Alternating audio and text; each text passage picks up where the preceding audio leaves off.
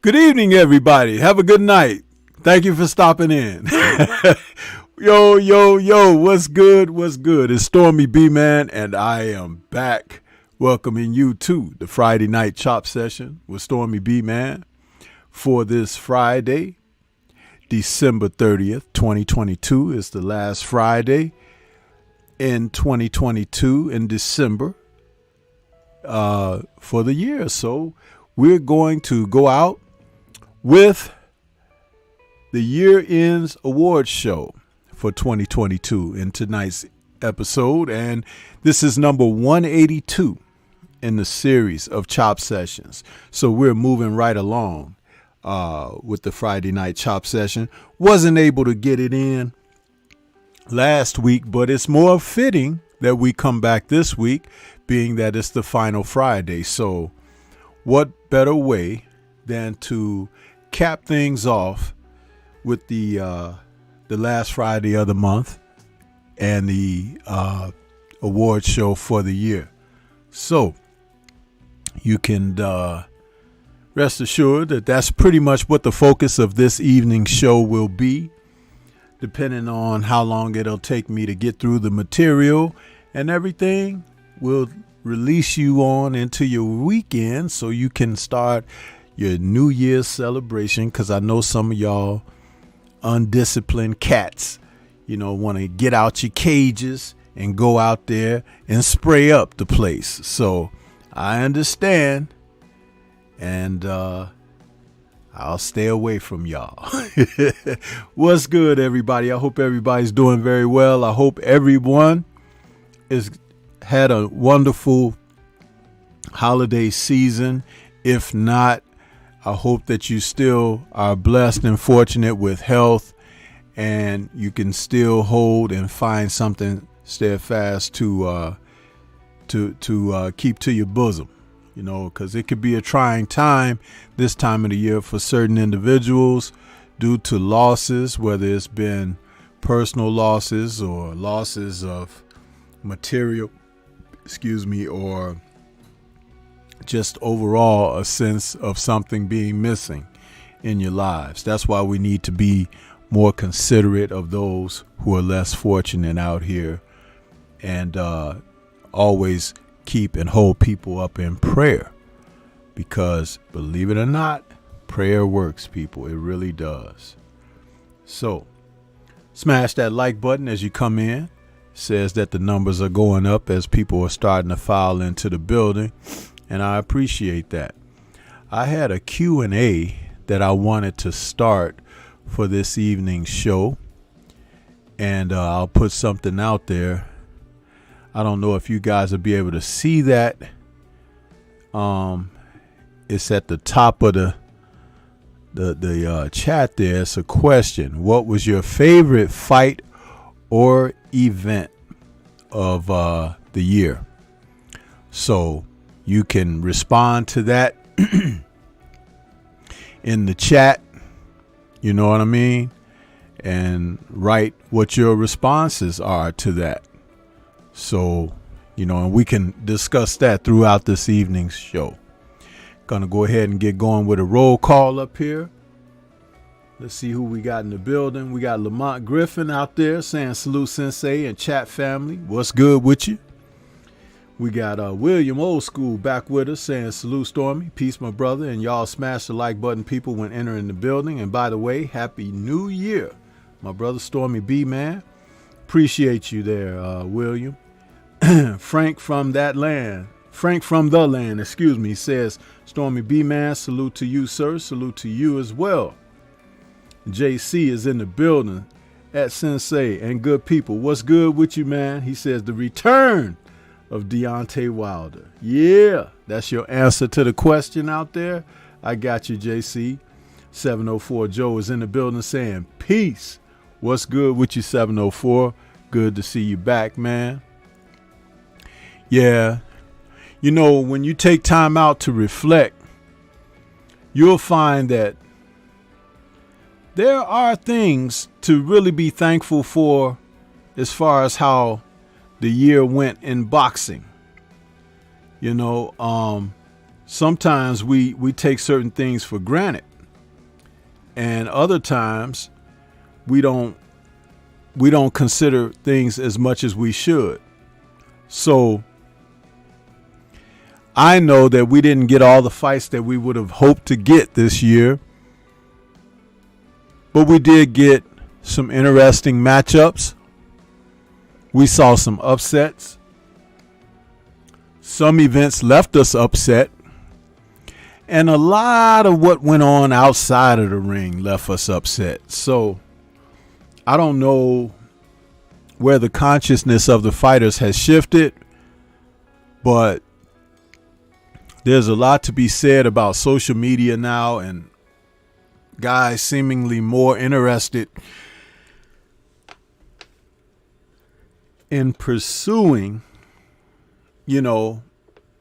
popularity of being on social media and everything, how many followers they get, how many likes they get, as opposed to getting in the ring and handling that business.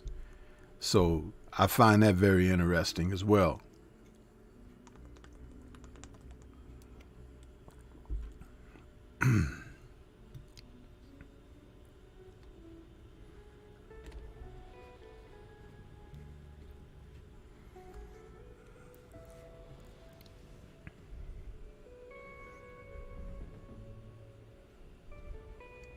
When we turn and look at what's ahead in 2023,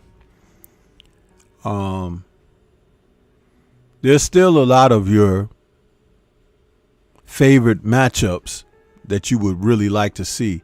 There's still a lot of that's not going to happen. I can tell you that right now. So my advisement would be, don't get your hopes too high, but just look at and follow who's going about their work and their business. Yeah.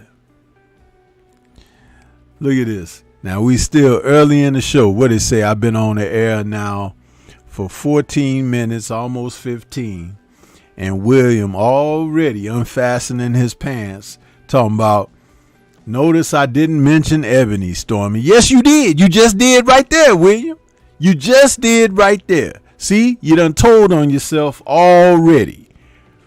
Huh? Didn't even let Stormy get cooking on the show yet. And you done already unfastened your pants and everything and opened up your jergens and all of that. Listen, it ain't that type of party. Huh?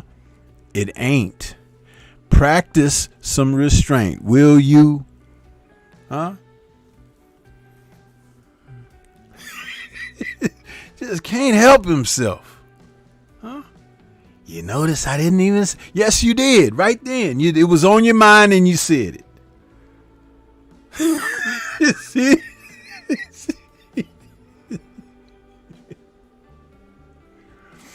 On my backdrop, I got Anthony Joshua's second fight against Alexander Usyk playing. And man, Usyk came out with that Tong Po haircut, man. I don't know. That guy is crazy. He did that just to mess with AJ psychologically, I bet. And it worked, huh? Because AJ was afraid, huh? What did BFTB called him a couple years back? He called him pup. You know, them little shaky ass puppies that be in the kennel. Don't nobody want to adopt.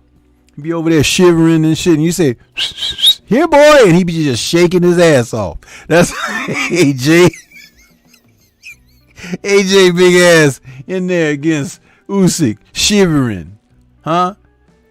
Great big old goofy, huh? Talking about he want to take on all comers in 2023. Yeah, right, huh? You might take on all comers, huh? But it ain't in the way y'all think about boxing, huh? It's in that boys club that he want to take on all comers, huh? Or as Drew Titan is known to say out there in New York, the village, huh? Yeah. Backdoor bandits. That's what they refer to the cats.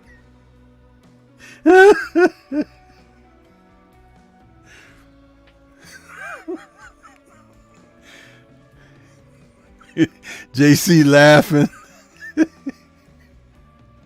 Yeah, man. Now look, here goes 704 Joe. Now, William, don't listen to Stormy. I got your back. Baumgartner. See, y'all some creeps, huh? That's that word 78 used. I'm gonna adopt that to describe y'all. Creeps out here.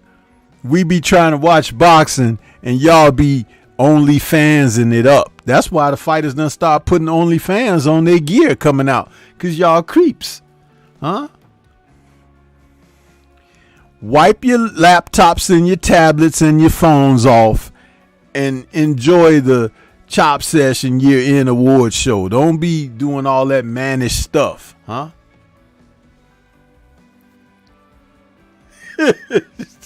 Coming out here crazy.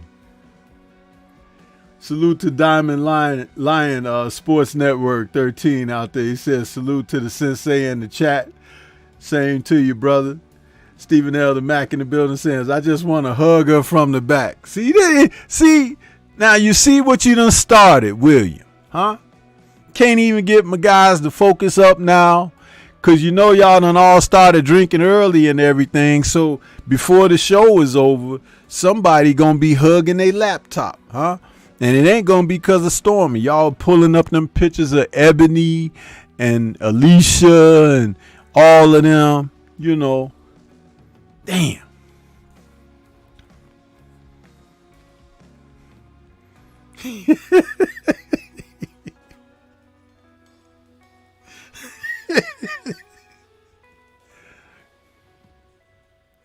Well, I will admit this. It's better that y'all be on that trip than the trip that AJ is on. Because, you know, painted fingernails and glitter boots, all of that stuff. I'm sorry, man.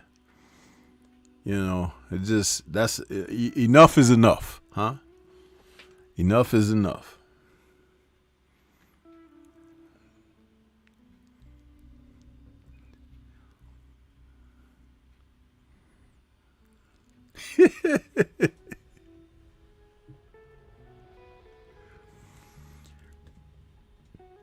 So we got anybody answering that Q&A? What was your favorite event or fight of the year? So we can discuss that a little bit. Mangus Allen says, I want to see Fulton versus Inoue.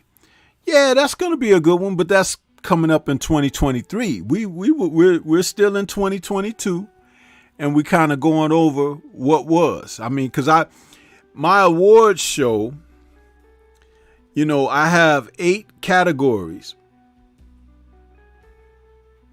And they range all the way from upset of the year, fight of the year, comeback of the year, event of the year, round of the year, KO of the year, trainer of the year, and of course, fighter of the year. So that's what mine will be on this evening. And I've made a particular choice about how I'm including what will be. So just know that when I do that, it will be based on an assessment that I've had overall for the entire sport. And since we've got so many divas in the sport now, you know, I'm going to do my best to acknowledge the brothers and the sisters out here who have done, you know, what they could for the sport. And there are popular people. And by no means, you know, when I compile my list of the year winners, that's not to throw down anything anyone else feels, you know, because it's what you hold near and dear to your heart about your sport and how you carry and follow your sport. And I don't believe at the end of the day there is a right or wrong regarding that. You could be way off base, but if that's what you like and love, hey, you know, more power to you. So that's the way I'm approaching it. And this will be the second year that I've had a chance to do my of the year awards. And I already put together my little trophy, if you guys could see that up there. That's the Stormybman of the Year trophy, huh? I like that. I designed it. But yeah.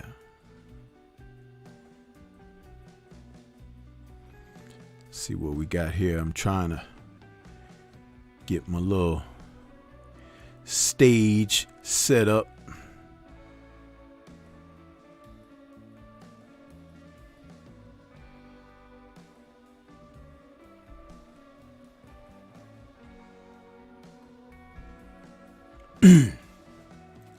So let's just have a good time this evening with this show, as we talk about these things. Stephen L says October 15th was big for me in 2022. I take it you were at the event, right, Stephen L? If I recall, you guys, quite a few of you got a chance to meet up. 704 Joe says, I said it, Charlo versus Castano. Yeah, that was a hell of a fight and a hell of an ending to that fight. Great fight, great performance by Mel Charlo, and great, attempt by Castano, because he gave his best as he could. And that's all we ask of these fighters, man. Because at the end of the day, there should be a winner and a loser, huh? Manga says that Wilder KO was just scary. Most of Wilder's KOs are scary, man. You just don't want to be on the receiving end of that brother's shots, huh? You just don't. William is saying here we go. William is saying the all ladies event was great. It showcased their talents and showed that they could have their own event without help from the men. Now see, William, you should take your own advisement. When you read that and when you wrote that and I read it, huh? Without the help from the men, huh? So, Ebony and Alicia don't need y'all creeps, huh? Don't need y'all help. So just know.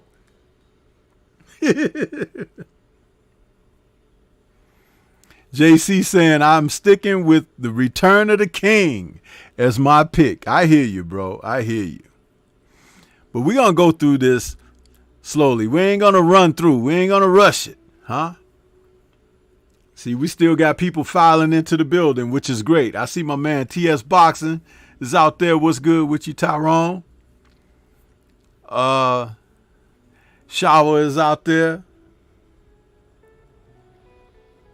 What's good with you, Shower? Good to see you.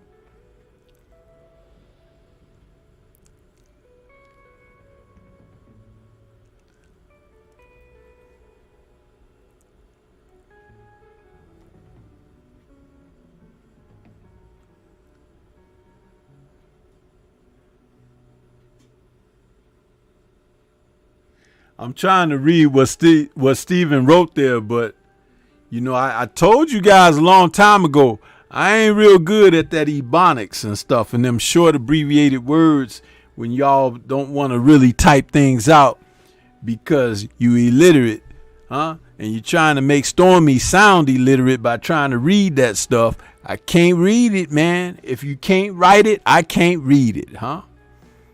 This is the sensei, not the Senpai. So what you got me out here, man, trying to read this crap.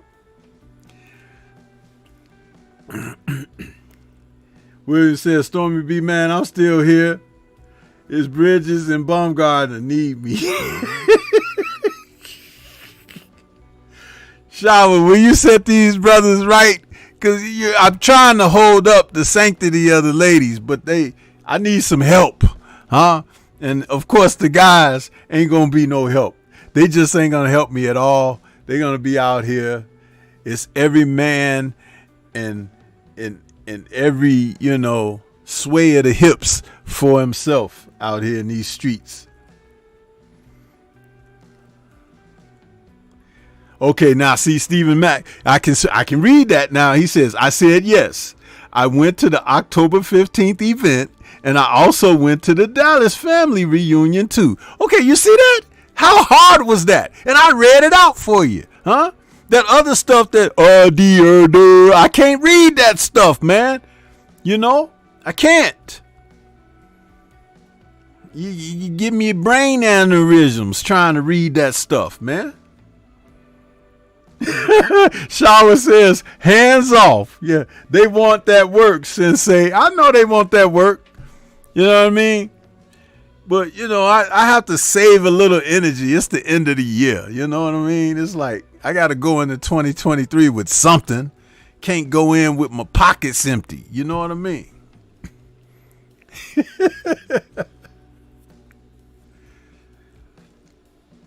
Man, AJ is looking like a robot in there fighting Usyk. Usyk is all fluid and bouncing on his toes and moving around, and AJ in there doing like this. Dun, dun, dun, dun. The robot.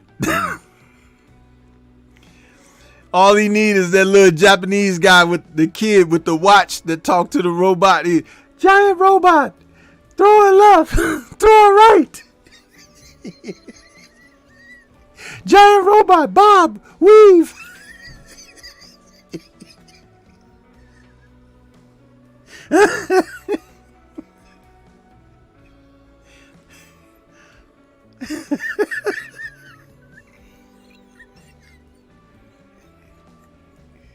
Johnny Sacco's giant robot. AJ.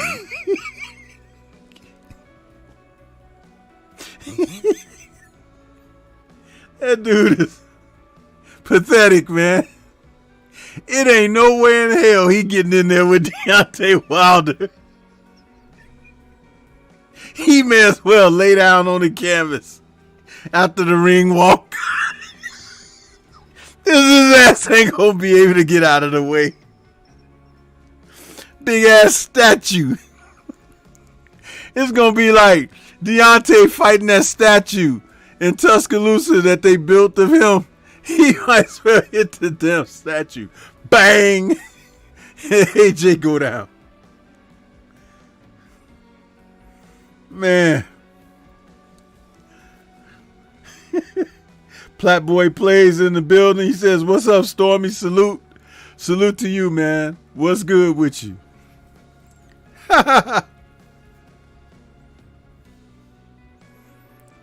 Boy, I tell you. But yeah, I guess we can start getting into the of the year awards. And let's see what I'll start off with here.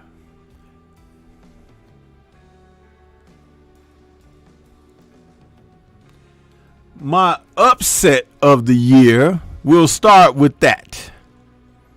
Huh? Uh-oh. I'm checking out my list here.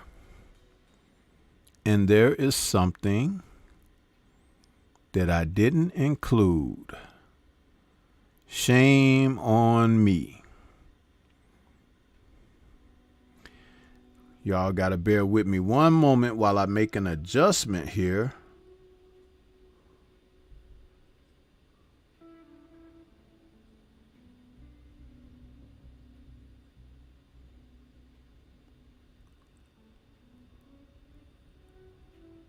Okay, yes, I did. I got it in there. I just didn't.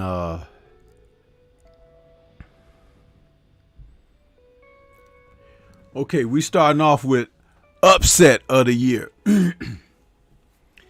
Now, there was some fights that you could look at and say, wow, that was an upset, you know. Like when Bam Rodriguez beat Soaring Visai. Or even when Dimitri Bivol defeated Canelo.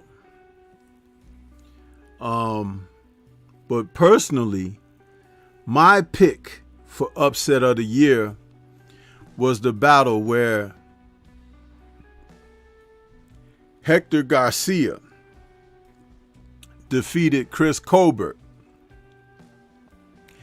And not only did he defeat Colbert, but Colbert, who came in with his Technicolor hair and his Technicolor trunks and all of the advertising he was doing and the crap talking he was doing, insulted many of person, you know.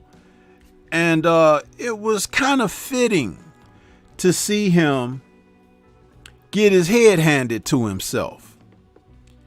But Garcia, who was an Olympian and everything and could box, and many people didn't know much about the Dominican fighter, but he come in there and he gave Colbert a hiding. He really outboxed Colbert. He took his heart, took that little title he had and everything, and just really embarrassed the guy. And I loved every round of it. Loved every round of it. And he sealed it with a knockdown. He got Colbert on the canvas and the guy got up, and for the last few rounds, Colbert was like not even trying to win. He was like moving around, kind of like Oscar De La Hoya did in those championship rounds against Felix Trinidad. If you remember, Oscar was like dancing around the ring, but was not engaging in any activity whatsoever. That was similar, but Colbert had just made a non-effort, like, to hell with this, man. I just want to go home. Huh? And Garcia won that fight, going away. I enjoyed that. I really did. And to seal the deal, Colbert turned down a rematch opportunity. So he didn't even want to run it back. He was like, man, forget that foolishness. Huh? And then when Garcia signed up for some other fights, because he fought a fight since then, and now he's getting ready to fight Tank. But now Colbert done come out of the bushes again talking stuff, huh? Because the man is already contractually obligated, so it's safe. And who else have we seen do stuff like that? AJ, huh? Quiet as a mouse when, you know, fighters don't have fights on the table. Soon as Deontay signed to fight somebody, whether it's Tyson Fury or King Kong Ortiz or Robert Helenius, here go AJ. Well, you know, if Wilder really wants to get it on, all he has to do is call us. I'm like, what? Dude, when he wasn't fighting, you wasn't even talking. You wouldn't even mention his name. When somebody get ready to say D, you walk away. Huh?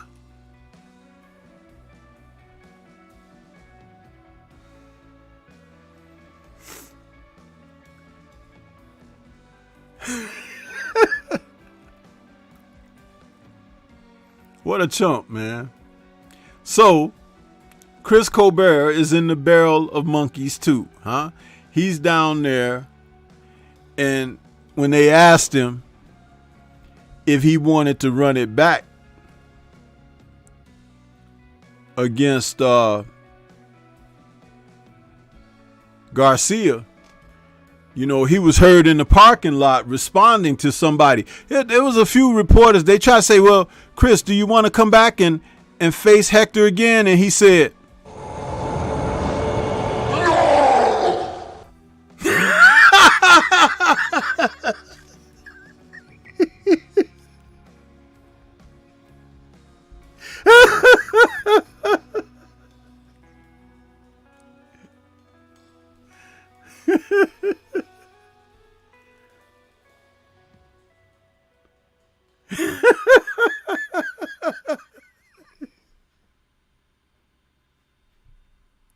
see?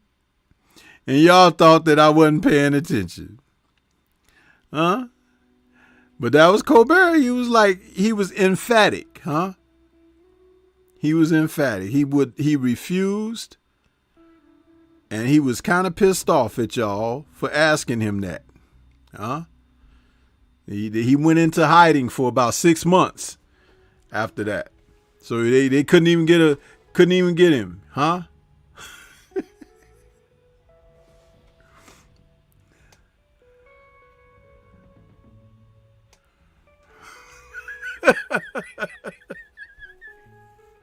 I have to turn it into a little humor for you guys, man. It's like, if you don't want to laugh, too bad. I'm laughing. I laugh by myself. But I'm just saying, huh? Colbert didn't want no more of that Garcia dude. William says, that's the upset that I was thinking about. Everyone had Colbert to win before the fight. Yep. Shower says, defeated. There you go, Shower. Sheena is in the building. What's good with you, Sheena? Salute to you, Queen. Lone Star Steph says, how about that Maxayo win over one-armed Gary Russell Jr.? As Stormybman, look weird going back to the corner talking to yourself. Listen here, man. Gary Russell Jr. might have been one-armed, but he didn't even lose that fight with one arm. They gave the other guy the fight because they was ready to take the belt away from Gary Russell Jr. So that was not an upset, man. That was a calculated plan. He had one arm and was still outboxing that kid.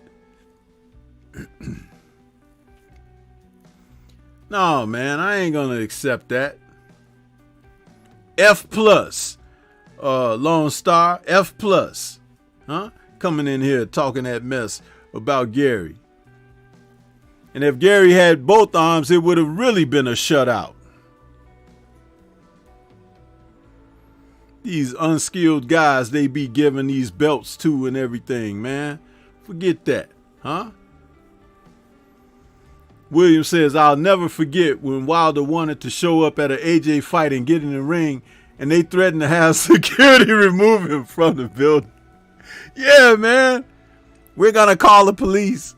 It's like a professional fighter going to call the police on another fighter who wants to get in the ring for a face-off. Not that he's coming to shoot you or shank you or harm you. It's a promotion for a future fight to face off.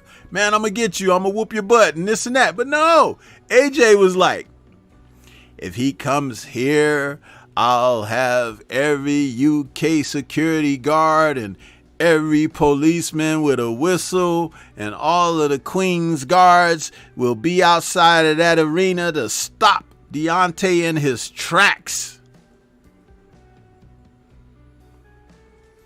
Man, that was a punk move if ever I had heard of one. That dude, man. Only thing I could do when I heard that, William in chat, when I heard AJ say all that foolishness, this was my response to that.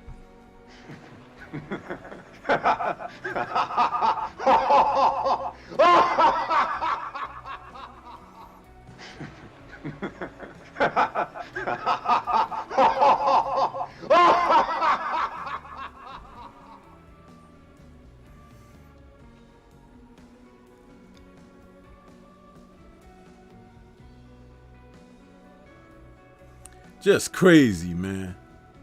That's right, King Corleone, unheard of. What's good with you, King Corleone? 704 Joe says Colbert and Love, the two biggest losers. Honorable mention, T.O. Well, that Javion Love, man, throwing the dude out the ring and everything.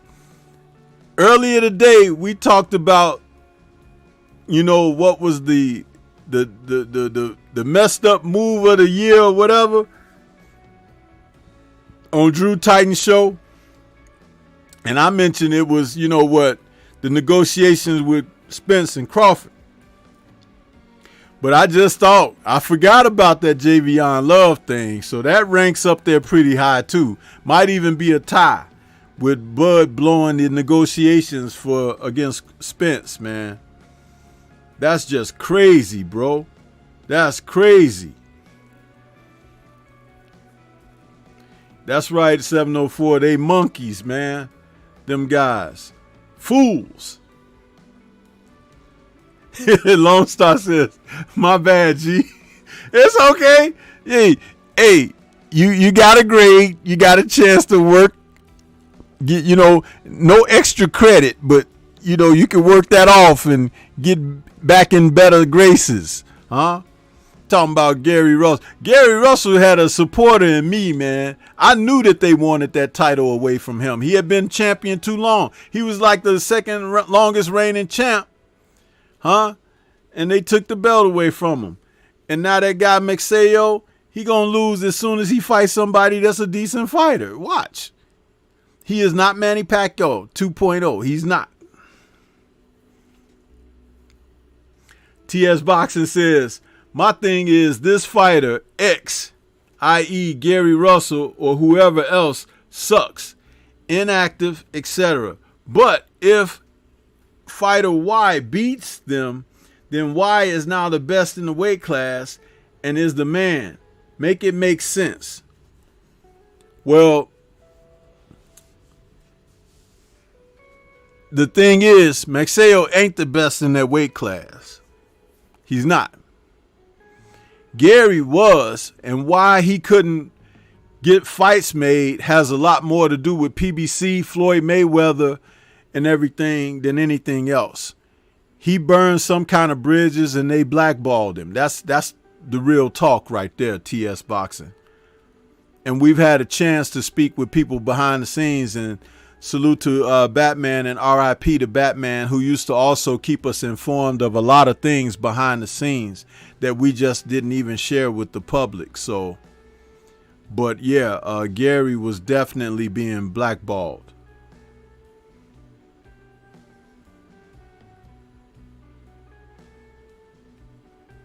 $704 Joe says biggest winner is Shields. Jay Grant Jr. in the building saying salute Stormy B. Salute to you, bro. And King Corleone says, and it's still a huge fight. Yeah. Lone Star says, I'm trying to remember some upsets, perhaps short notice. De Los Santos over Rayo, another Dominican coming in hot. Hey, man, people are sleeping on the Dominican fighters being disrespectful. They are not cannon fodder. They are not free meals, okay? You better be practiced up when you get ready to get in the ring with one of them guys.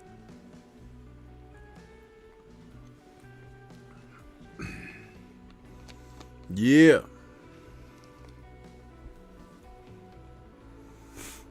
But yeah, that's what I had to say about that fool there, man.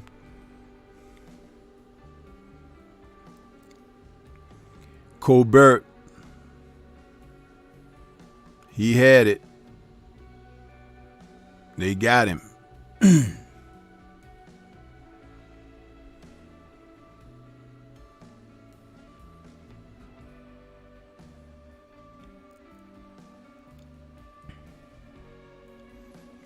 Now,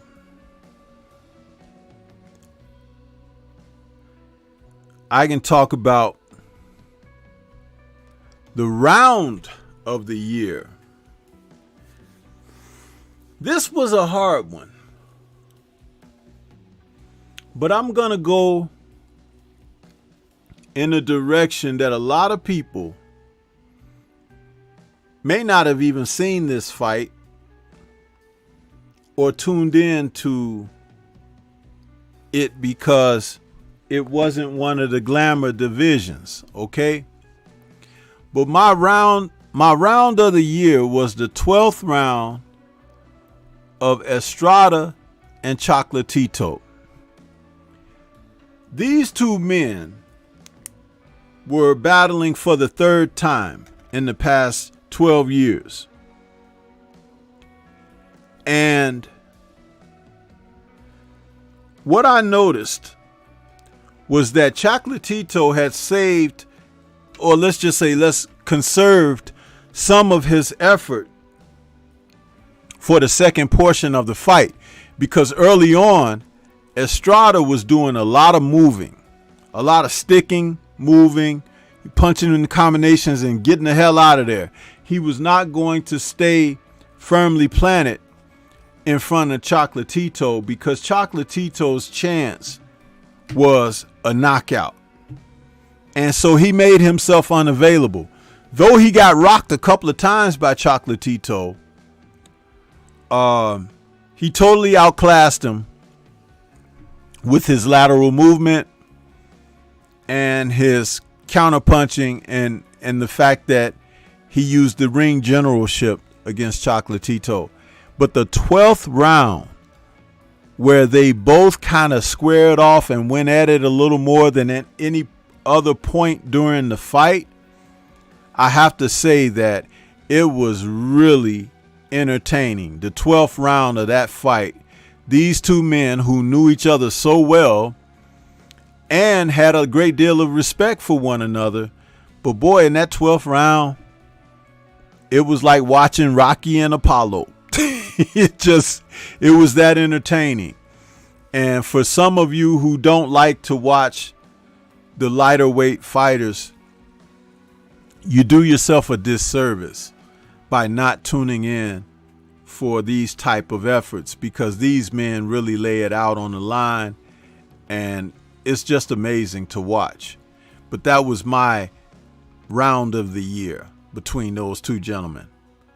Great fight, great fighters.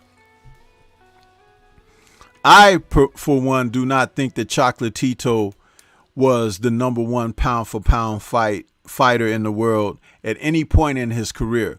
Was he a pound for pound fighter? Absolutely. Was he number one? Hell no. Too many other guys during his time and era were so much better than he, and were able to sustain it for a longer period of time. I see we got Renee Box Young in the building. What's good with you, Renee? Good to see you, man. Good to see you.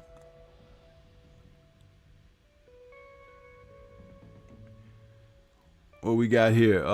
Platboy Plays says, Colbert put the carriage in front of the horse, saying his people don't support him. Man, that guy's a buffoon. He really is. He really is.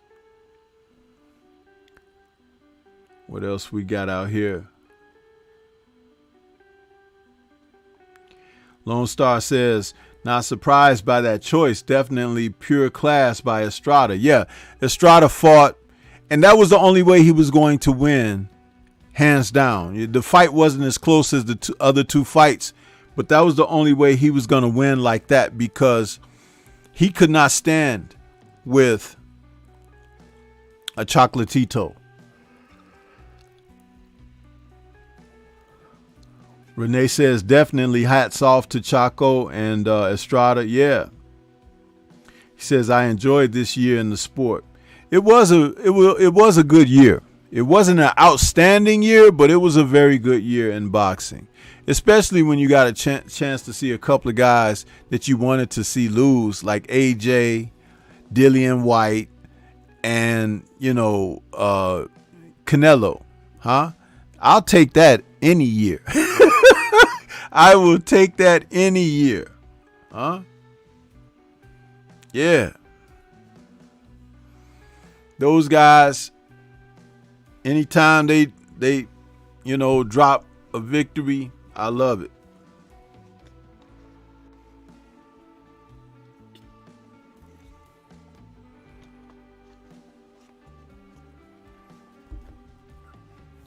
Renee, you see my my trophy there for my 2022 awards? That's gonna be my my annual trophy now. I was pleased with it last year, so I brought it back. Yeah, smash the like button, people, as you're in there.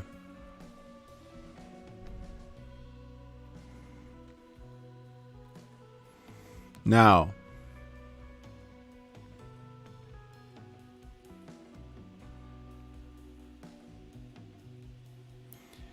let me get to comeback of the year.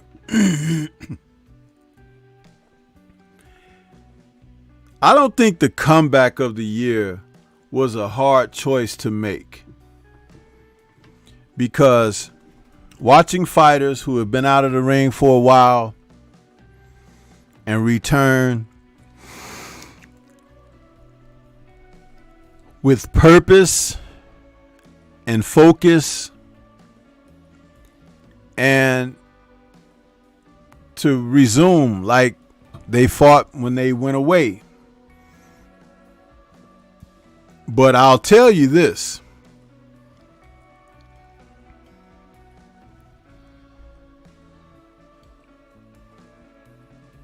Vasily Lomachenko had been away for a while, and he came back. His fight against Comey, I think that was, they were trying to say, oh, he's back and this and that. But Comey, he's just a dance partner for a lot of top grade fighters.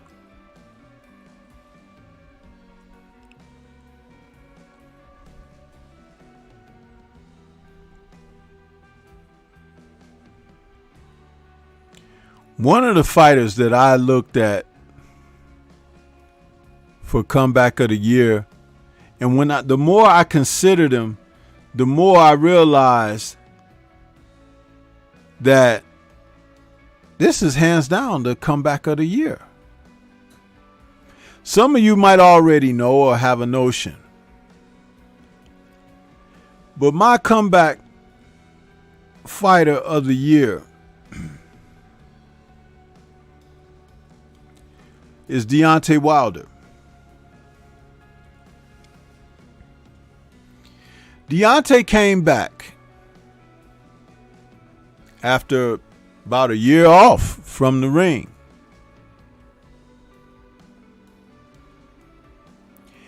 But he came back with a renewed enthusiasm for the people who love him and for the people who want to see him fight.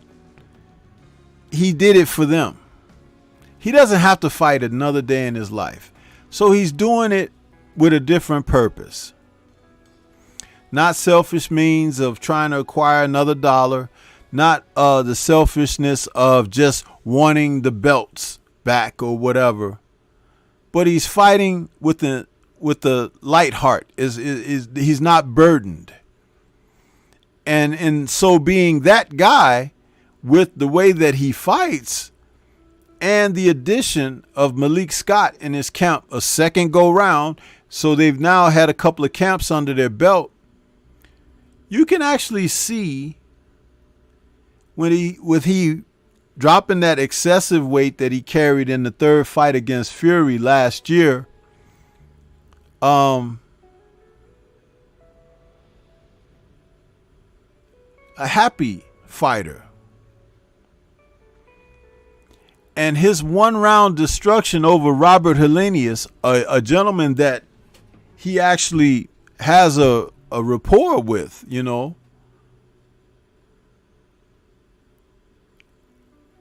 it was like he had never been away from the ring.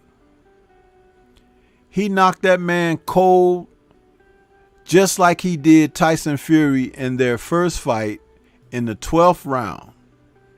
He hit this man with the blow of death in the first round. And he didn't even get all the leverage on the shot or anything. It was kind of like a halfway shot that just landed flush. But the power was such that Helenius hit the canvas and was immediately in danger.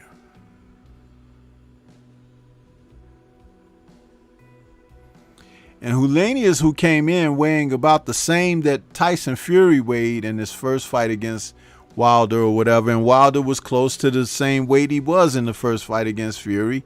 Fast, punching power, everything there. He was moving light on his feet in this first round of this fight and caught the man coming and sent him on his way.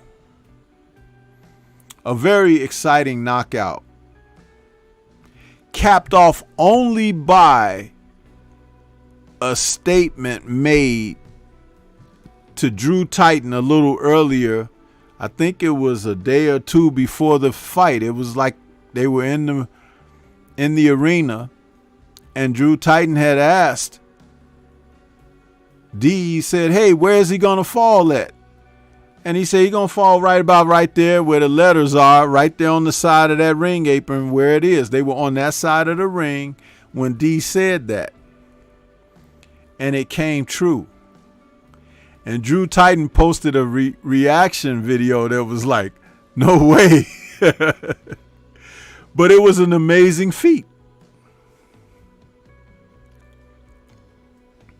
Some people had tried to suggest that it wasn't real and all of this or whatever, but if you saw Hellenius fall, even if he was trying to act, his body could not have gone limp or fall into pieces like he did if he had practiced that for 2 days.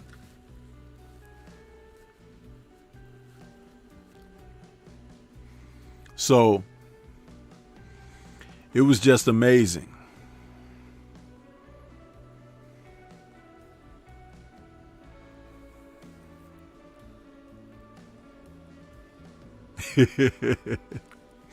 JC says the king. TS Boxing says can see it from stars away. William says absolutely agree. Shawa says yes with flames. And she says he seems complete, whole and happy. Yep. Renee says, yeah, man, KO'd him. Okay, on the back foot. Wow, yeah. Lone Star Steph says, yeah, definitely Wilder for sure. I had some honorable mentions in Kenshiro, Big Fish, Tony Harrison, but yes, knocked Hellenius clean out. Wolf wowzers. Yeah, man. But see, this is the thing about it being comeback of the year. If you omit the Fury fights with Deontay, because they were all controversial in their own way, all three of them. But let's just take those three out of the picture. He came back doing exactly what he does to people. That's where it makes it comeback of the year. He was off for a year, no tune-ups, no, labbergagging or whatever. He comes out and does exactly what he does to people, the same spectacular way.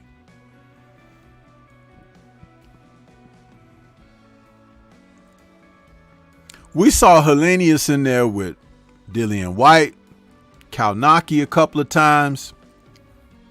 The Nordic Warrior, man, the Nordic Nightmare, he's not a guy that you're just gonna put down like that. And Wilder aced that guy. It was an amazing knockout. Amazing.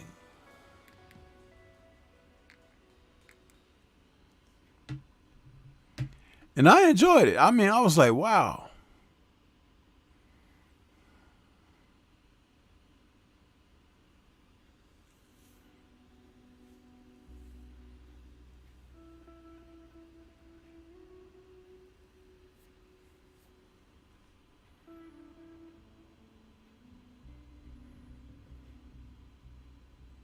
So yeah, that was my comeback of the year. Just Deontay, business as usual. Business as usual. And when he fights like that, it's like, dude, he can fight more times a year because he's not going. The most grueling thing he's dealing with is his training camps. Might as well take advantage of those opportunities and fight more frequent.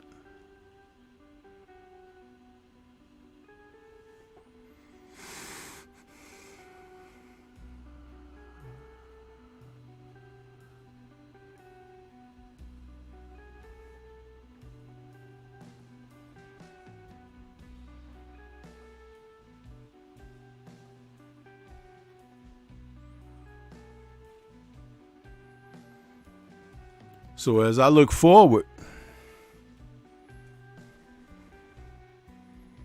you know, that ranked up kind of high there for me with Deontay and his comeback.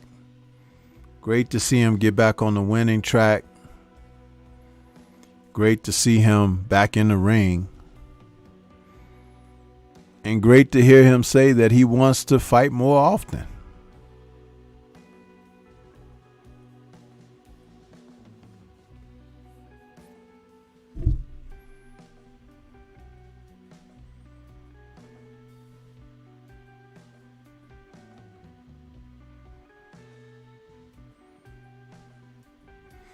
Now, I'll take you guys to my KO of the year. I'm checking off my list here, making sure I don't repeat myself. But my KO of the year, there was a few knockouts this year that were very exciting, classic knockouts. But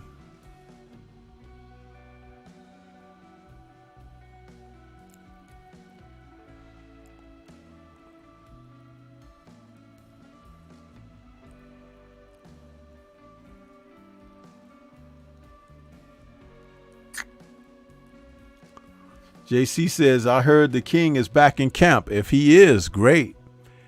There may be some plans for early next year. Maybe spring or something. Great. But my knockout of the year is Caleb Plant over Anthony Durrell. That's a knockout that none of us saw coming. None of us. And the way that he landed on Durrell totally set him up, totally caught him unawares. And he dropped that man with the blow of death that just, it ended the fight so abruptly. It was like, what? And, you know, as many fights as I've watched, and having watched Caleb Plant, he has done that to absolutely nobody.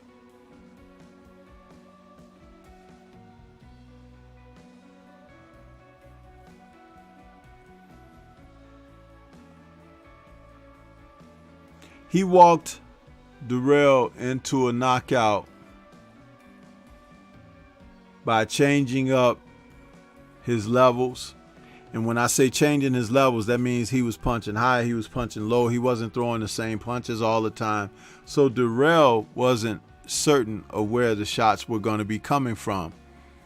But Durrell also looked terribly slow and old in that fight. I noticed that he was trying to time Plant with certain shots, and as he would throw them, he was missing by a country mile. So it was like his timing was off, his speed wasn't there, and Caleb's was. And the result was a spectacular KO, man. A spectacular KO. Now, after the fight, I remarked I didn't like him going over there like he was throwing a shovel of dirt on him, but it wasn't like I was like, you know, but I was just like, man, come on. Okay, you knocked him out. But you in the heat of the moment, you get that way. I understand. But it was a spectacular knockout. To me, that was the knockout of the year. Now, some people had other fights, but the more I thought about it, and you have to also look at it as being two class fighters. When you have two class fighters, you know, highly ranked in the sport, and one does that to another, it's like, whoa, you know what I mean?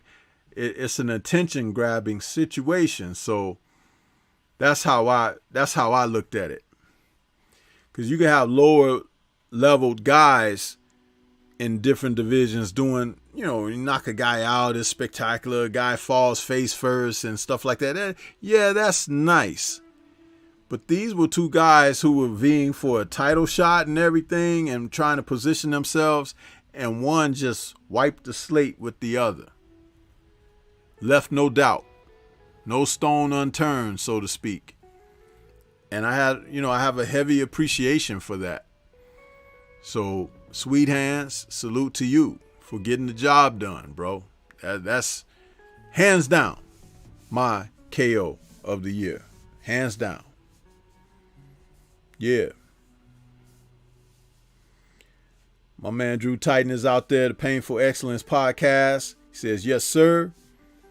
Yeah.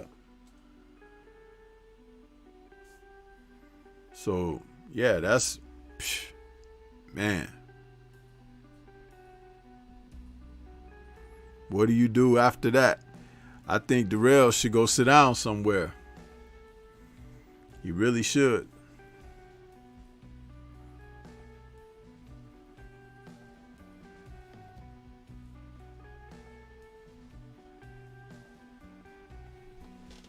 So that's how I look at that one.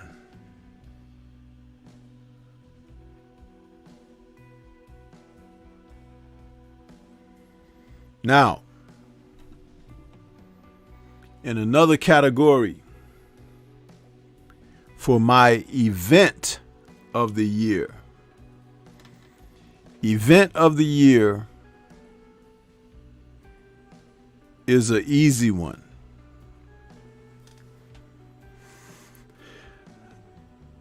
If Crawford and Spence, or Spence and Crawford, met each other this year, that could have easily been the event of the year. But because they did not,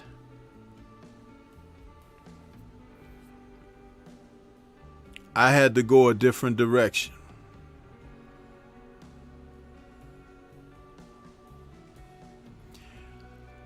Earlier this year in May, Katie Taylor and Amanda Serrano met each other for the Undisputed Lightweight Championship. And Serrano moved up from her featherweight position to face Taylor for lightweight supremacy. And Serrano has a knack for knocking people out. She's a puncher and a boxer. And the Puerto Rican native she's an outstanding fighter. She's got 40 fights under her belt. So facing Katie Taylor, who had the type of background that she had, this was the biggest fight in women's boxing this year. The biggest fight, the biggest event. And they fought in Madison Square Garden. And it was a death-rocking crowd. So much to the degree as when they came together for the fighters' instructions, Amanda Serrano had a look on her face with a big old smile and said through her mouthpiece at Katie, "Can you believe this?" That the people were cheering. The bell rang for the first round, and that roar of the crowd when the bell rings for the first round was just like when Ali Frazier was fighting, or when Tyson and Holyfield was fighting, or something like that. A great moment in women's boxing history that the people got behind these women like that and showed that love and support. It could not be overstated. And they put on a barn burner of a fight. Those last couple of rounds, Katie was trying to fight Serrano off of her, and Serrano was trying to go in and bear down and get her up out of there, and they were humbugging. Humbugging these two ladies. A great fight that could possibly lead to a rematch.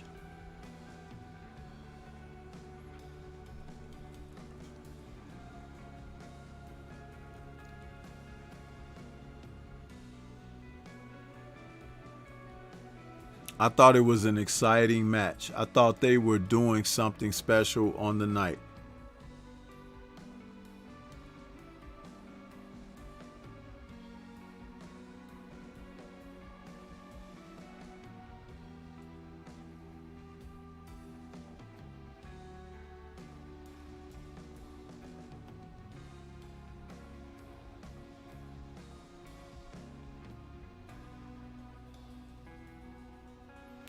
704 Joe, what's up with you, man?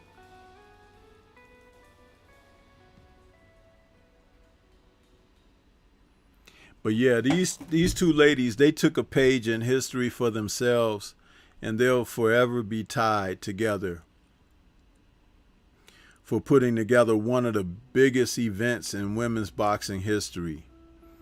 Hands down.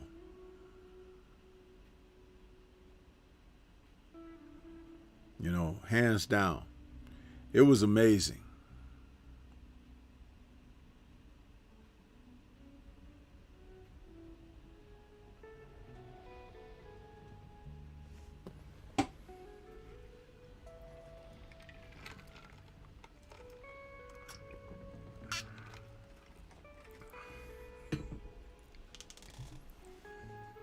Sometimes you just have to sit back and enjoy the show. Sometimes you just have to let boxing unfold. And that's what happened when these two ladies got together.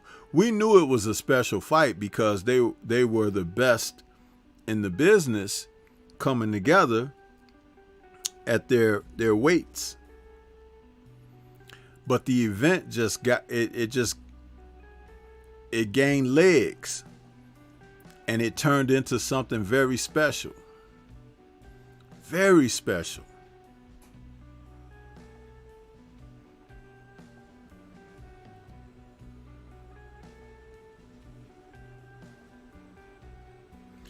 Yeah, Shower, don't mind them. Didn't I call those guys creeps earlier?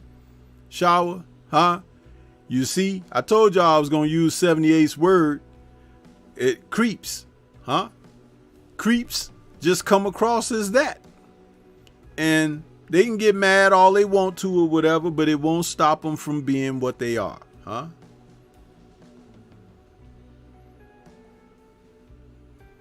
Just know that Stormy always gonna put it down for real. You know what I mean? Anybody can get it, huh? Anybody. Especially when you live up to it, huh?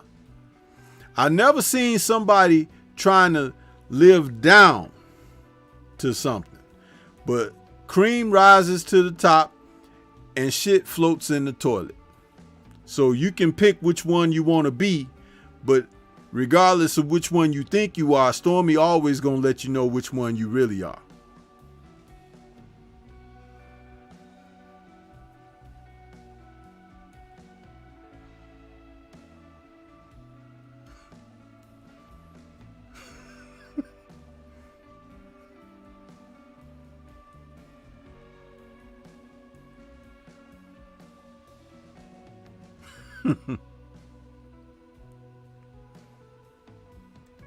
If there's going to be a rematch, I think Katie Taylor would like it to be in her home country, Ireland, or somewhere where in Europe where she gets the best of fanfare and support. She really felt like she was in Serrano's backyard when she fought in New York. So that, you know, is probably the way that's going to go. And understandably so, because that's what fighters should do. You know, if you're going to run it back, it was in someone else's backyard, run it back in the other guy's backyard or the other lady's backyard. And, you know, that's the way to do it. Look at JC. Y'all done got JC going now. He got his ring out, ready to propose to Serrano. Man, you guys. I don't know, man. You guys couldn't be fighting out of my gym, man, because y'all get distracted by the ladies too much. Huh? You can be in the gym in the ring sparring and a girl walk in the gym and you get hit on the chin and get knocked out in the gym because you, oh, who is that?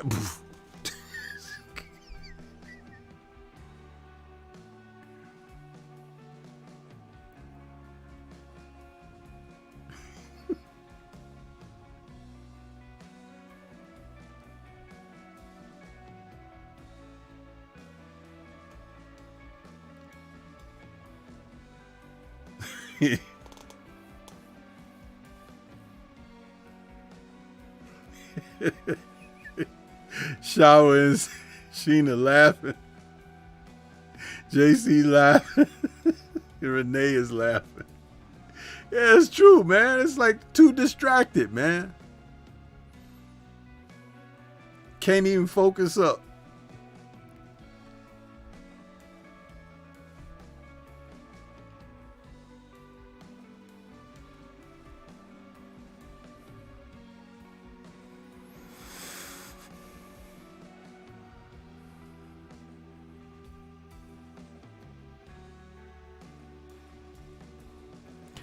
Okay, I'm going to get down to fight of the year now.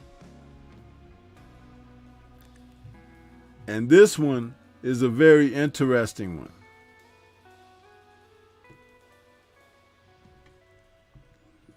See, now y'all done got JC talking crazy. He says she can knock him out. Oh, man, I don't know what to say about you guys, man. So disappointing.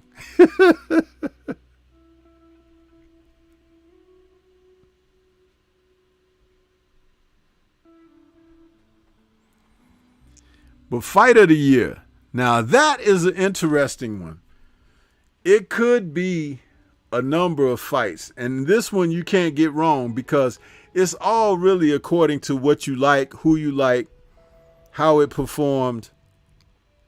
But I have my standards and that I set. I look at ebb and flow. I look at the tide of the fight. If someone made adjustments, if someone's like, you know, rising to the occasion, things of that nature. And yeah. TS Boxing says Lubin Fondura, fight of the year. Very good candidate. Very good candidate.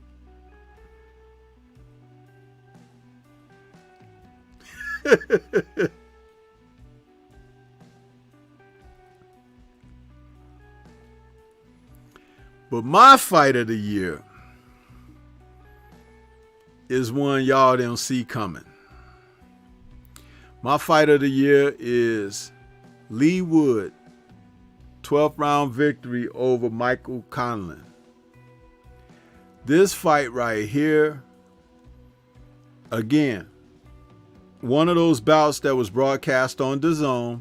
And for those who don't watch DAZN, you missed a classic this year between these two men.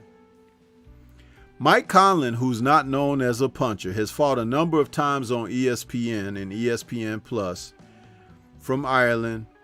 One of the guys that they were marketing Top Rank. Taking on Lee Wood from the UK.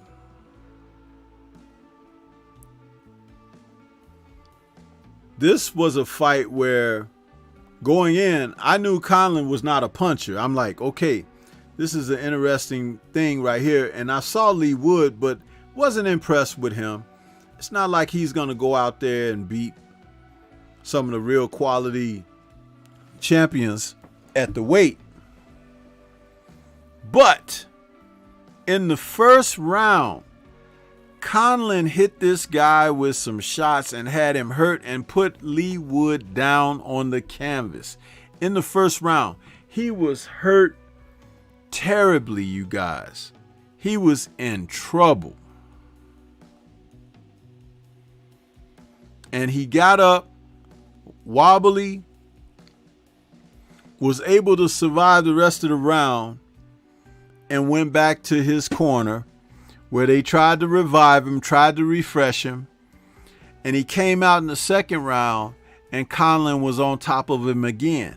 And this went on roughly for like 3 rounds. So after round 4, Wood began to get his legs and stuff back and was starting to work Conlan's body. And Conlan was in trouble. He gets dropped. But he gets up and he fights back. Now we got a fight. Both guys have been on the canvas. It's back and forth. And it's some kind of a movie-like situation here.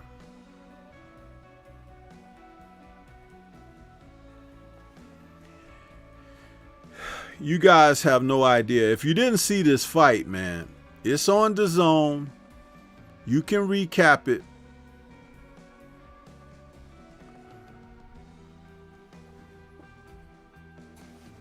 But it's the type of fight that you had to be there to see it.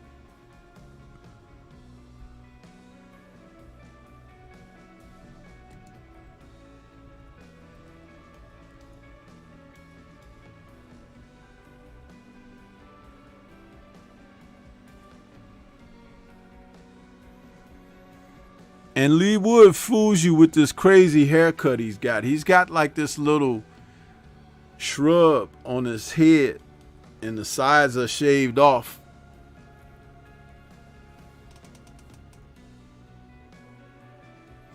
But when he put Conlan down in the 11th round, I'm like, holy smokes, man. You know, but Conlan got up. He was fighting back. It was a really good scrape, man.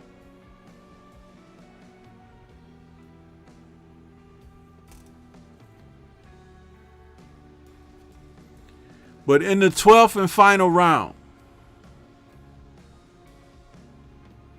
at the 125 mark, man, he hurt Conlan with some shots, and Conlan went back toward the ropes, like backing up to the ropes. And he hit Conlan with some shots, and Conlan went unconscious on his feet and fell through the ropes. And the fight was over because he was unconscious when he went through the ropes. They had to catch him from hitting his head on the floor and everything.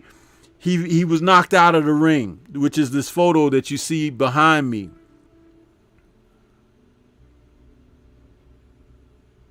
Yeah, Lone Star Steph, broccoli head. Yeah, Lee Wood with that crazy hairstyle, man. And you're right. That was Conlan's best performance to date. He was fighting his ass off in this fight. Because I've watched some Mike Conlan fights before. And I was never really impressed. But I was impressed in this effort because he was making Lee Wood fight for his life.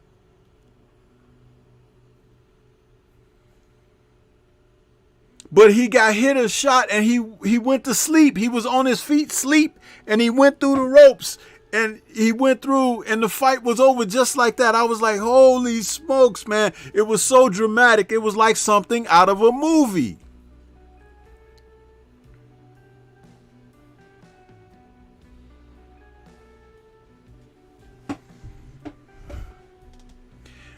What a damn good fight, bro. What a damn good fight. And I'll tell you something. It's like neither guy is a guy of mine. Neither guy is somebody that I'm looking at like, oh, I can't wait to see this dude again or whatever.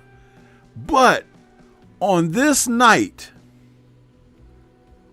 they fought their asses off, bro. They really did. I mean, it's just as simple as that. And if you guys didn't see the fight, please go watch it for yourself. And just pop you some popcorn and sit down and watch it from the very opening first round through the 12th. I guarantee you, you will be highly entertained. Whether you like them or not, whether you like the weight class of featherweight or not, it was an amazing fight. It was an amazing fight.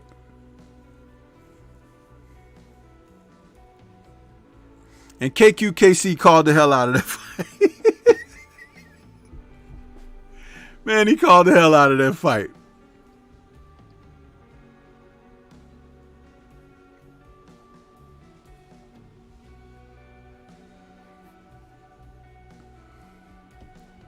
So that, you know, that was my fight of the year.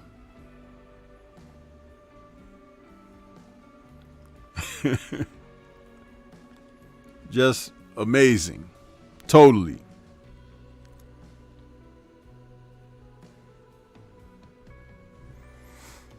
And that's the stuff that it's made of, man, really.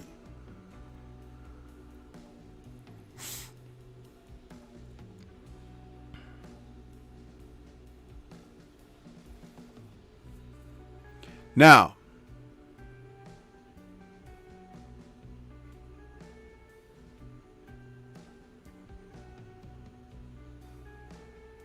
my trainer of the year.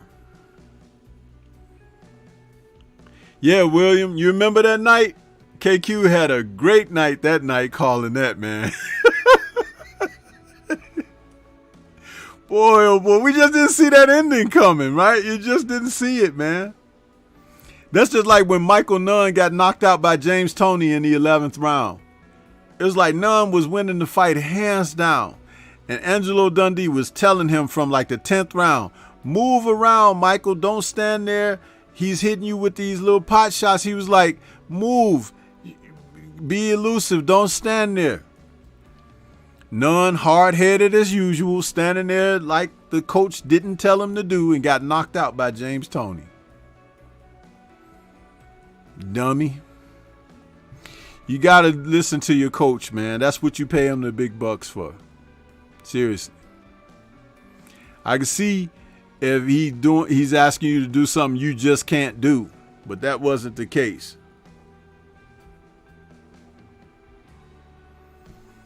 Yeah, that's right, William. That was a wow night. Yeah, KQ called the hell out of that fight, man. Did a great job.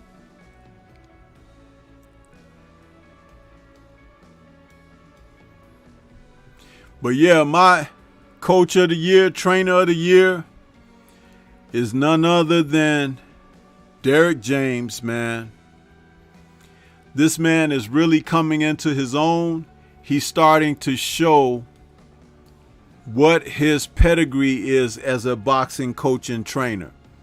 With 3 different high-profile fighters in his gym and possibly more to come that I haven't heard of yet or whatever, Derek James is doing good business in the sport of boxing, man. Putting men in a position to be as successful as their talents will allow them to be. He's a easygoing, soft-spoken guy, but he's very cerebral when it comes down to this sport. He's a former fighter himself, but he's very observant of particular nuances of boxing, temperament, tools and skills, aptitude, will, and whatever your God-given gifts are. And he works within the framework of all of that. And he gets the maximum out of the men that he works with. He has an undisputed champion, a unified champion, and a top contender, all who do not fight the same way. They all have different styles. They have different personalities and temperaments, and they have different skill sets, which speaks volumes about the work that he does, because you can't make everybody fight the same, Roy Jones Jr. You can't make everybody fight the same. You have to cultivate a guy according to what he does well, what he doesn't do well, and with what your philosophies may be. But you cannot make a guy emulate, build them for who they are.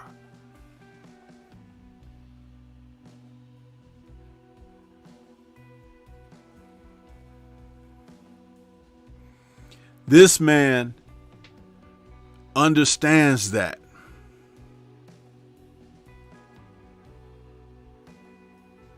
Maul Charlo is trained by Ronnie Shields. He's still a middleweight champion. WBC. Mel was also trained by Ronnie Shields initially and was a darn good boxer with a decent punch. But when he got together with Derrick James, he started knocking people out, putting people away.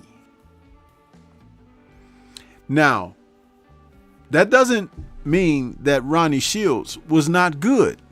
It does not. Because Mel was still undefeated and still a hell of a boxing fighter under Ronnie Shields' tutelage. But Derrick James was able to take what Mel brought to the ring when he came to him, and he raised the level of what he was able to do.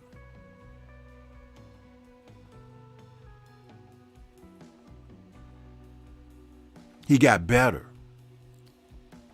Again, that's not a swipe at Ronnie Shields, because Ronnie Shields is still one of the top coaches and trainers in the game. And any year he can win Coach of the Year. He's that good of a coach himself.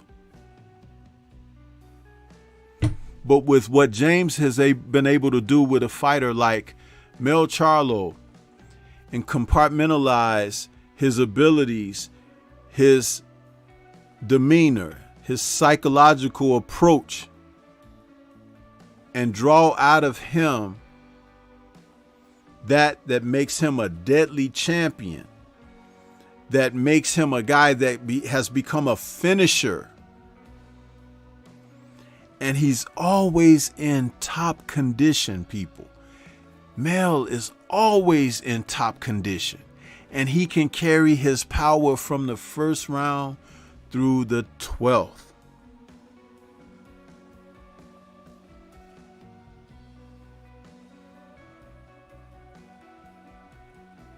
And notice I haven't even spoken about Earl yet, right?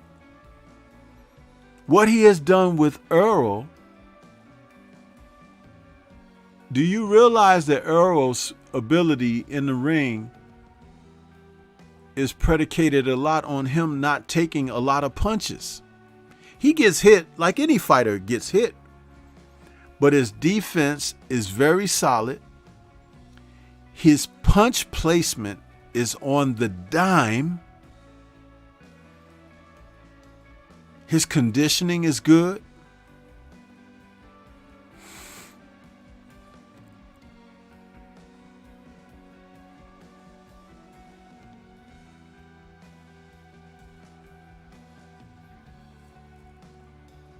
His ability to execute what his coach and mentor suggests for him is prime.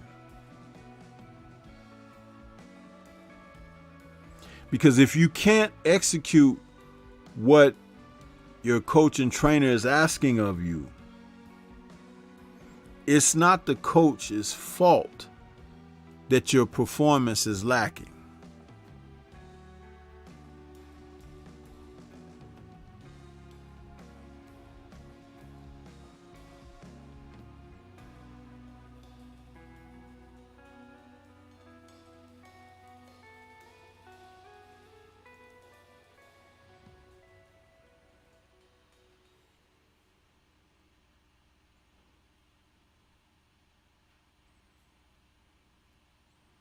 Williams says he basically fine-tuned Jamel. Lone Star says, definitely a big fan of Mr. Shields. I see the work in a young up-and-coming champ in David Morrell Jr. His last fight, I saw a lot of Jamal Charlo, that step-back uppercut, old boy listening in the gym. IGM Tim in the building says, I've been in class, just getting off the clock. I'll just tiptoe to my seat. Salute. Salute to you. Lone Star says, and yeah, Big Fish's ability is off the charts. Plus, he's disciplined within that style. It's something nasty, sir. Listen, man. When you have a trainer like Derrick James, there's almost no ceiling to how good you can actually become, because what's required to get you to gravitate or graduate to another level are the challenges that are proposed to you in the ring. And if you're doing enough to turn back each challenge that you meet, it's going to require someone who brings something unseen, unexperienced before, so you can gain that new wrinkle. But James is the type of coach and trainer, he seems to be already prepared for that in each outing with his fighters. If you look at Frank Martin's performance against Michel Rivera, they took the advantages that Rivera had away, the height, the length. Martin fought, I called it like a crab. He was in a shell, but not the Philly shell. He was in a shell where his hands and his arms could stop punches and trap punches and, not allow him to take punishment. And he could punch out of that and give counter shots that could not be countered. He was giving Rivera a lesson in there that Rivera had never seen before, and Rivera's trainers didn't have the answers to in his corner. Very interesting to watch that. And I've seen James in the gym with his fighters, and I've seen him doing pad work with them in the locker rooms, or like when clips of them when they're in the gym working. And one of the things that I notice about his pad work is similar to a philosophy I have regarding pad work. It's about punch placement and having leverage and torque and power on your shots, throwing them with the proper technique to get a desired effect, but also keeping yourself tight, because the only time you are open as a fighter is when you extend one of your arms to throw a shot. But there are subtleties that you can teach a fighter about getting his head off the line when he throws his shots, so that he can be well covered as much as possible. I saw Martin doing those things.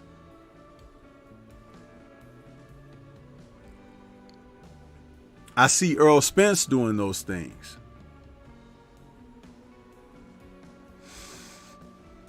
I see Mel Charlo doing those things. You never see a Derrick James fighter with their hands low. You just don't see it. I often talk about fighters and give an analogy between a fighter that keeps his hands low like a motorcyclist who don't wear a helmet. A fighter that keeps his hands low and a motorcyclist that doesn't like to wear a helmet. What do they have in common? The thing that they have in common is they both believe that there is nothing above their shoulders to protect. That's right. So you keep your hands low, you're going to get tagged across your noggin. You go without your helmet and you get knocked off your bike. One of the things that's easy to hit the pave is your head, because you get thrashed around. But with a helmet, it can lessen the damage being done.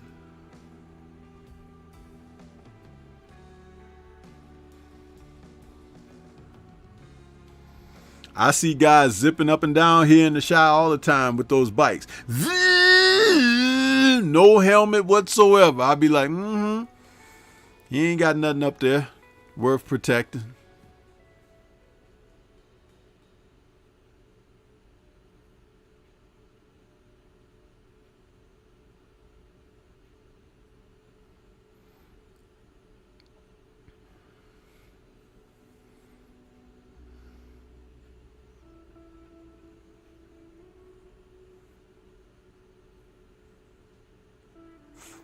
But James has his charges on the right track, man.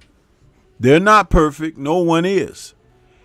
But damn, are they artful to watch, because they're getting great schooling, great teaching, and they can execute.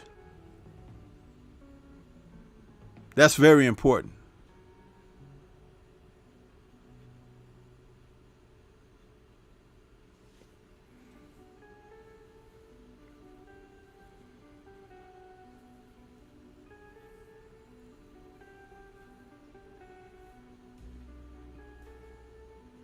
So Derek James for 2022 is my coach of the year, trainer of the year.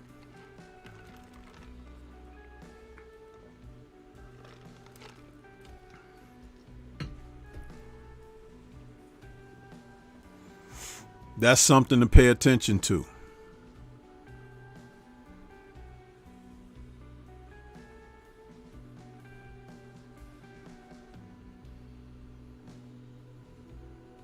Yeah.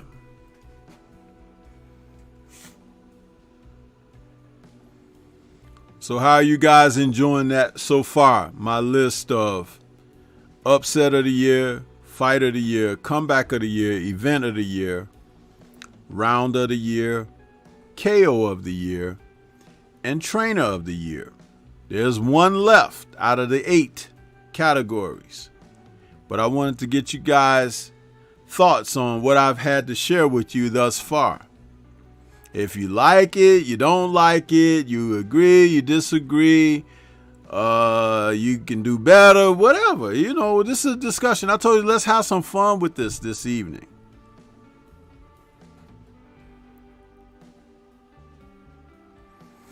But see, more than my picks, William, I want you guys to understand where I break down why. See, you hear me talk about that a lot, getting to the why. Because it's easy to say something, it's easy to pick this or say that or whatever, but give me the reason. You know that old Luther song, give me the reason to want you back. Yeah, this is the whole thing.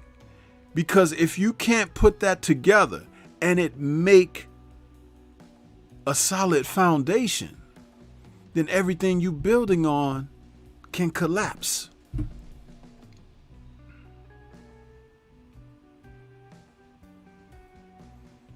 Get to the why.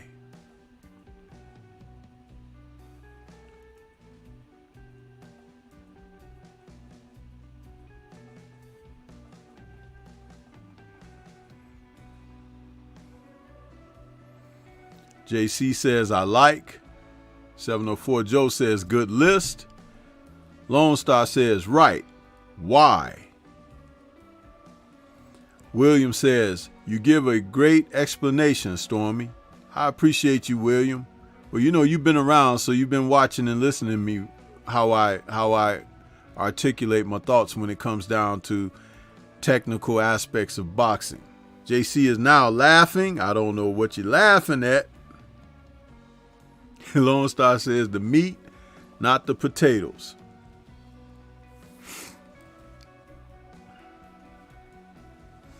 Well, we got one left, and that's fighter of the year. And I'll tell you guys, and I mentioned this and hinted at that a while, back earlier in the week, last week, my Tuesday tussle. I said, I'm going to surprise you with this fighter of the year. Oh, you laughing at my singing? I can't sing, man. I cannot carry a tune. So, when I go off into that kind of thing, don't even pay me no mind, because I'm not a singer whatsoever.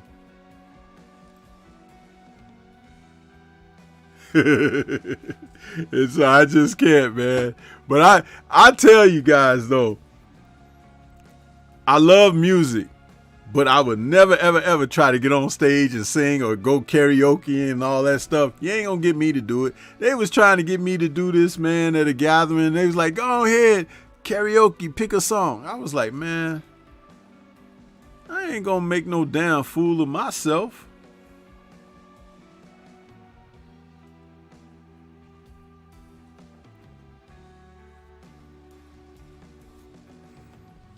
That is crazy. No way.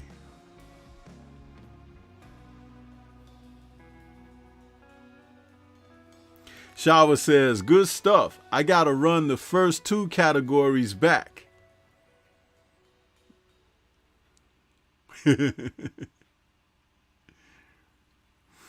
TS Boxing, Tyrone says, please don't say Devin Haney. He says, don't say Devin Haney. Then he says, but you'll probably choose Clarissa 1,000%. 704 Joe says, Charlo is my fighter of the year. 704 Joe, man, you crazy, man. Just like y'all think y'all got the best barbecue in Texas. You don't, okay? You don't. And you ain't. Right. JC says, me either. He's laughing. Shower says, shoot, I love karaoke, especially when you get a couple of wines, right, Shower? I bet. JC says, Shower, you can karaoke to me. Oh, there you go. Creep. Creep. Yeah, you can karaoke me. Man, I'm going to karaoke you out of the class. What are you talking about? Carry your butt out of the class. Yeah. Oh, you can karaoke me, you know, unbuttoning his pants at the same time. It's like, man, get down, boy.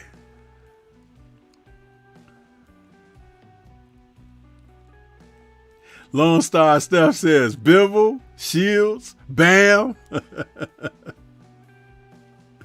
Shower says, nope, sober as hell. JC is hoping for something else, though. I can tell you that. He over there, you can karaoke me. It's like, dude, the thirst is strong in this one. What you doing, man? Why don't you tell her how you really feel, huh?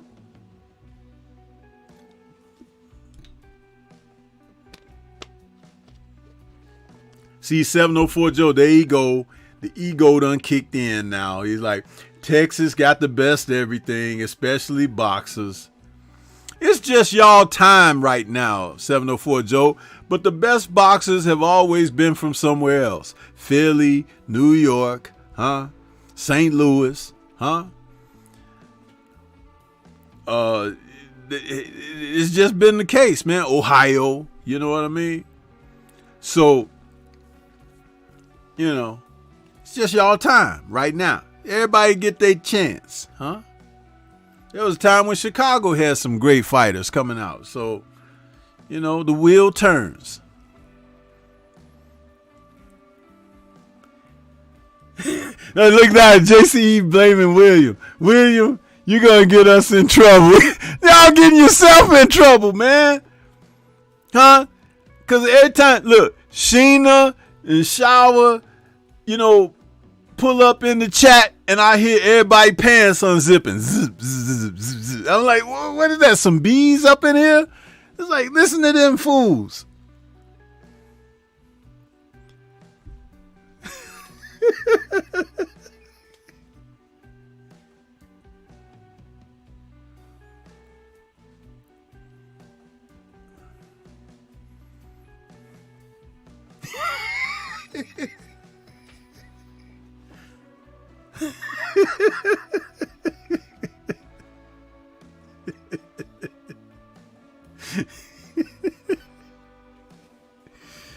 Oh, dude.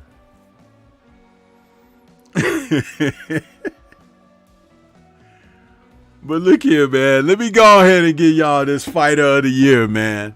This right here, I've been waiting for this. And I can totally substantiate why. But at the same time, it's simple. And I am no longer, when it comes down to this, no longer keeping a separation here. So my fighter of the year is Claressa Shields, and my man TS Boxing was 1000% correct. Claressa Shields, T-Rex, the GOAT. That's my fighter of the year. Now, a lot of people have picked Devin Haney for their fighter of the year. And there have been some others.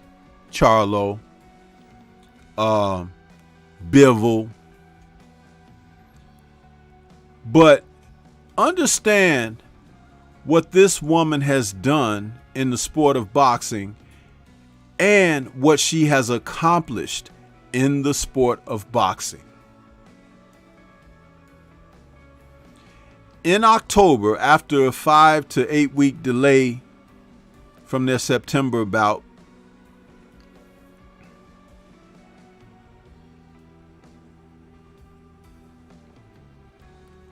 she accomplished something that is definitely for the record books. For the third time in her career, a 13 bout career, 13 bouts, people. For the third time in her career, she has become undisputed, and twice in one division.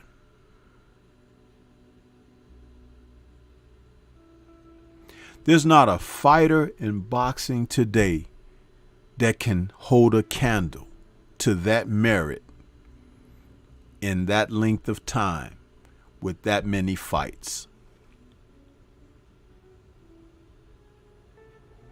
She has single-handedly drawn the focus on women's boxing with her accomplishments, both from the amateur, winning 2 gold medals back to back, and those very accomplishments in the pros.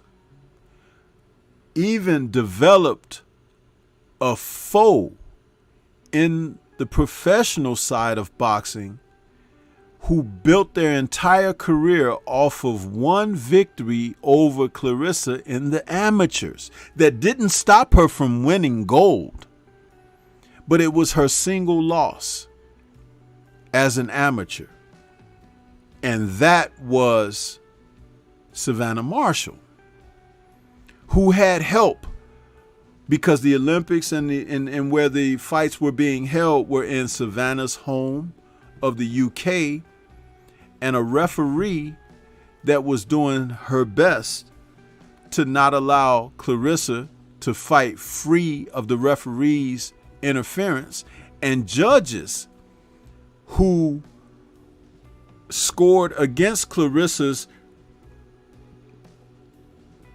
consistent success because she had outpointed all of her opponents by scoring in double figures, 22 points, 28 points, 30 points, whatever.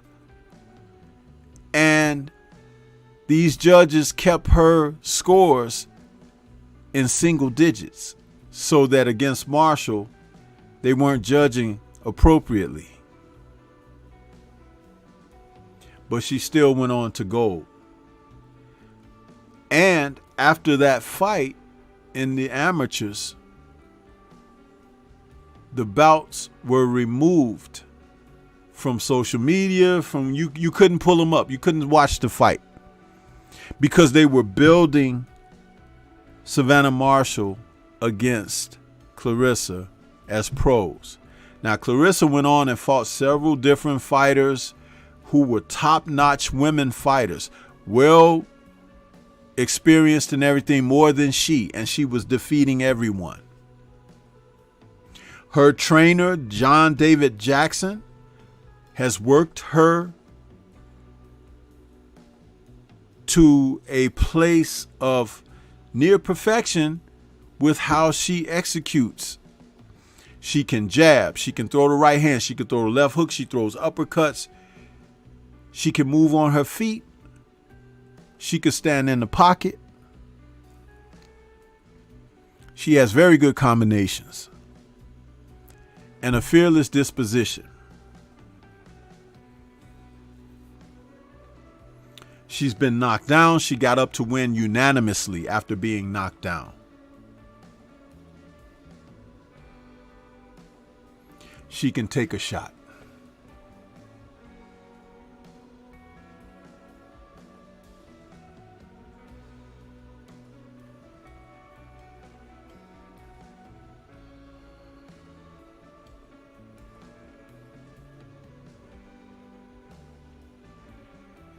She went into Savannah Marshall's hometown backyard to take a tune-up fight before the main fight. She got adjusted to the climate, and she won some people over while she was there. Very smart. And then when she finally faced Marshall, whom had scored knockouts in her 12 fights, she had 10 KOs. But just recently, this week, a couple of days ago, Clarissa revealed that Savannah Marshall entered the ring after the weigh-in weighing nearly 200 pounds, 97, I think she said. Savannah Marshall came into the ring weighing 197 pounds. That's a heavyweight for women's boxing and a cruiserweight for men's boxing. So when you see Savannah Marshall knocking out all these women and bludgeoning them with power, it's the size and the strength more than blunt force trauma. Clarissa rehydrated up to 168 pounds. She made the middleweight limit. I think she weighed in at 158, 159, something. But on fight night, she was 168. A natural rehydration. Savannah Marshall put on 30 pounds, people.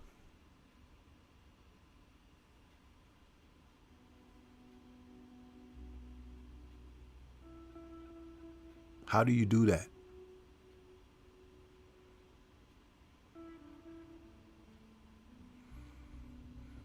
So, if she wasn't fighting a person 30 pounds heavier than her, do you think she could have knocked her out?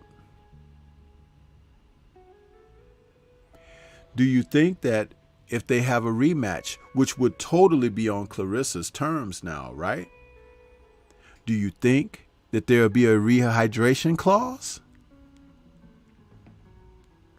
Do you think that Savannah Marshall will accept it?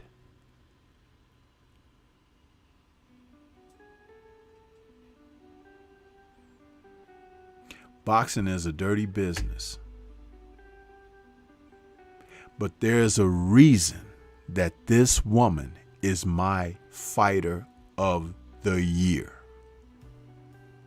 I've just laid a little bit out for you. I don't have the time to continue. It's time to wind the show down now.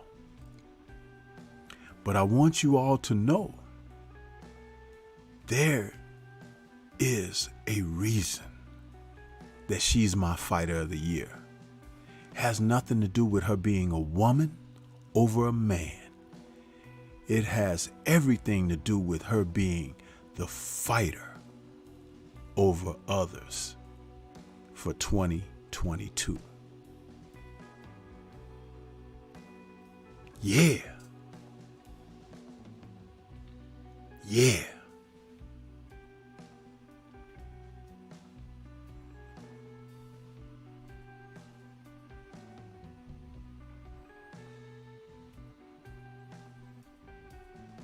Time to pay a couple of bills.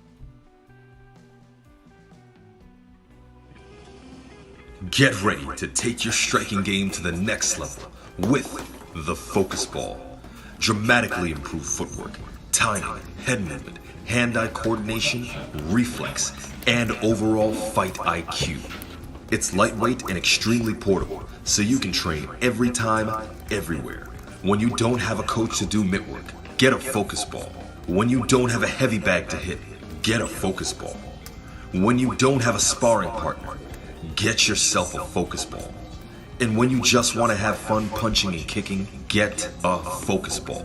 When you train with the Focus Ball, you train your eyes and your brain to read punches so that you can hit and not get hit, making this very simple device a must-have for all combat sports athletes and enthusiasts alike. So if you want to take your striking game to the next level, don't wait. Get the Focus Ball now. Yeah. Salute to the brother, healer, the teacher, with the Focus Ball. Tremendous. But I got something else I want to share with you guys before I get out of here. This is something I prepared so you guys could be watching out for this as well.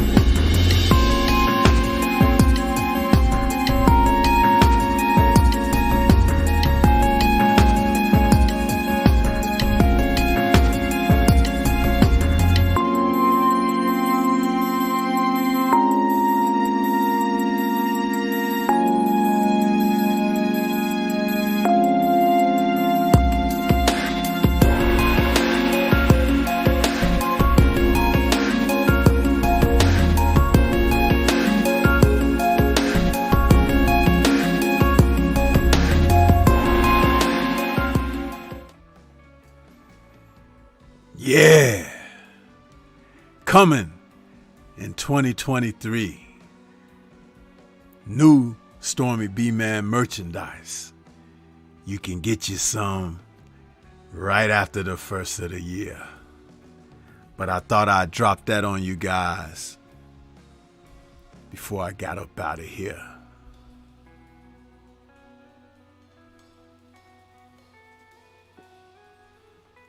Yeah, right? Like that.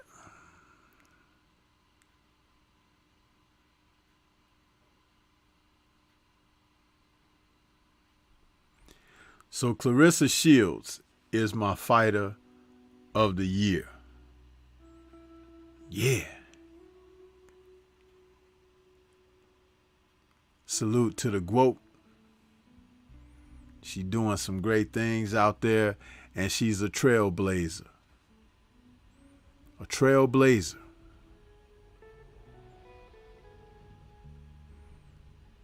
That's right.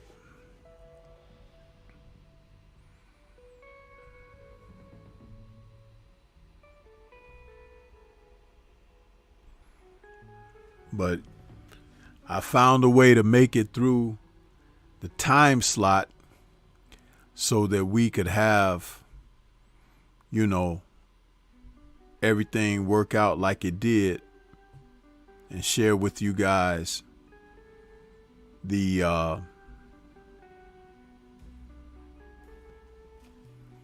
list, because I had I had 8 categories that I scored my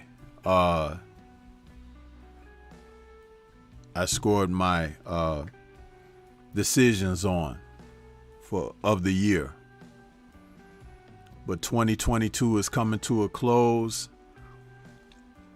We've done a lot of growing. I just went over 3,700 subs on my channel. I should have far more, but I ain't complaining because it's organic. It's a slow grind and build, but you know what? I got people coming in every day, man. People coming in and supporting me every single day, and I love you all for it. I left tonight's show open. It wasn't in subscribers only mode, and that was by design. So it's what I'm doing, you know.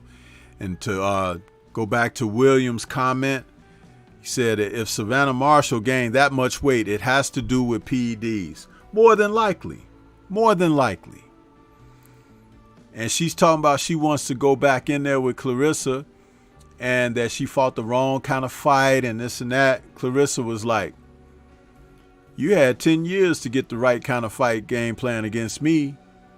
And she's like, everything's going to be on my terms next time. So, Olympic style doping test,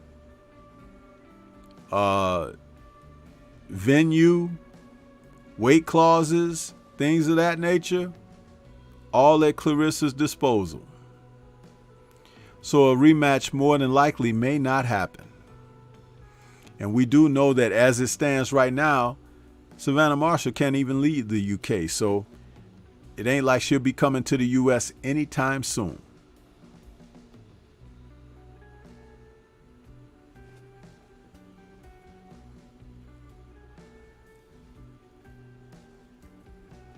So just know that's what it's all about.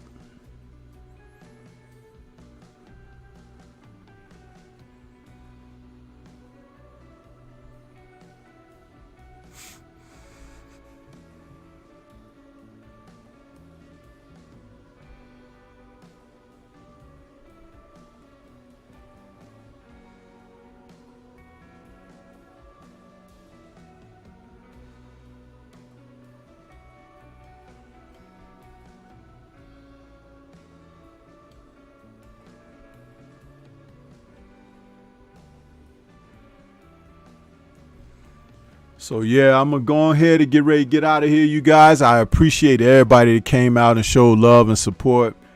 We had the like button pressed and smashed over 40 times, which is great. I would like it to be closer to 100, but that's okay. I ain't gonna be picky, huh? But you guys were troopers for hanging in there. After I announced that it was Clarissa, I didn't see Tyrone write anything else in the chat, so Tyrone peeping through the blinds of the bushes out there, you were right. Huh? But yeah, Clarissa deserves it, man. She really does. And that's not a slight at Devin Haney. He accomplished some great things. And he became an undisputed champion. But this was her third go round as undisputed twice in one weight class. I think she gets the nod. I told you guys, I can always plant the foundation for why I say what I say. You don't have to agree with it, but I can hold my position. That's how I do things. So, peace to everyone out there. Shout out to the mighty LDBC. And we out of here. Happy New Year to everybody. See you on the other side. 2023.